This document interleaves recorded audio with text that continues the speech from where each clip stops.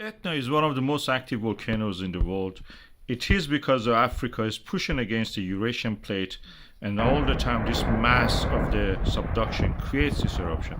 This was a comparatively small eruption compared to what we had in the February, which was almost something like a Cumbre Vieja. Look at that, that's amazing.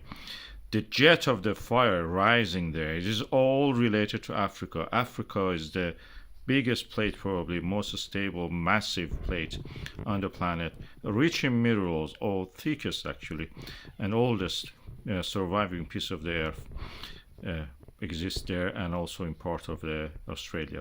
You can see the ash cloud from the Etna and all the active volcanoes in the world. You can see that Etna is the most alert and the amber alert region of the eruption. I will keep you up to date about it. It is in a densely populated area and is important.